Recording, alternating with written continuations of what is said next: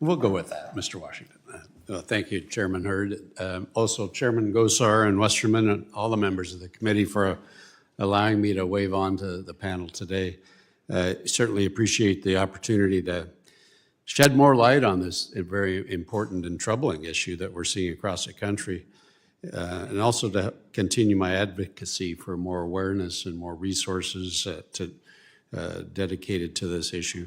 You know, I truly am, after working on this issue for a long time, very heartened to see the room full of people, not only interested persons, but also members of Congress, not just the committee members either, but there's been a lot of non-committee members that have come to be part of this today. So that's a good sign that we're gaining a lot of interest and urgency around this issue. Mr. Addington, you said you're in charge of law enforcement on Indian reservations. I'll take that literally. Very interested in getting some of your thoughts on an issue that's been brought up. I think Ms. Randall brought it up and others.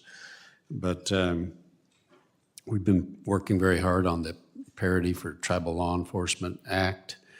Certainly has, I think it would be a great step forward, trying to get it through some of the hurdles that we have in Congress. But I'd like to get your thoughts on it, perhaps specifically on that, but also more broadly. If you could address where we are on recruitment and retention of law enforcement officers on tribal law enforcement agencies. You know, it's one thing to have the resources available and the tools and all the AI and all the great stuff that are absolutely necessary. But when it comes down to it, we got to have people. We got to have manpower. We've got to have the somebody to put into place and use those tools and resources that we're trying to provide and fund, not only to address the cases, but as has been mentioned, to try to prevent this from happening in the first place. So could you kind of give me your thoughts and tell the committee where you think we are and where we need to go? Yes, sir. Well, thank you for that question.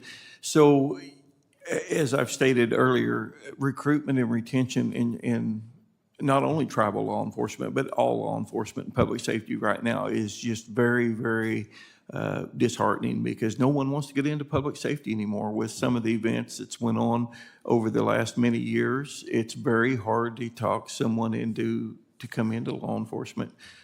We go out and try to do recruitment events at colleges and different locations and try to talk, people into coming over to public safety, and we just don't get as many people that's interested in it. And we talk to the tribal programs as well, and they're running into the same problem. And then when they do get someone hired on, if someone's paying more down the road, they get trained, they go down the road to that agency. Well, then they're down there for a little while, then something happens, and then they get a better job at some other agency, and then they go to that agency. So the pool is very limited, and I think that's the biggest factor in not getting public safety people on board across the board, is no one's interested in getting into the field anymore.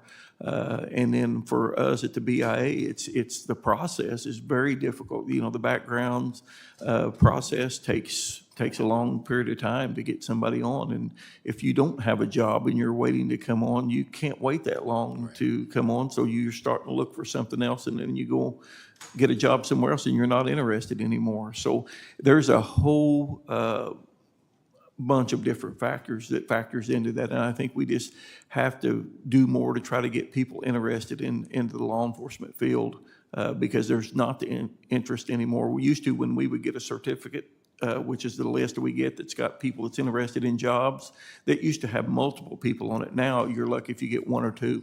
It's very disheartening, but I don't know what more we can do other than promote the public safety field, because it is a very important field, and all these people sitting behind me that's victims, families, or victims themselves deserve us to make sure that we've got that public safety staff on board to make sure they're getting answers to those families. So We're doing all we can at the Interior to try to do that. We're pulling out every stop that we can.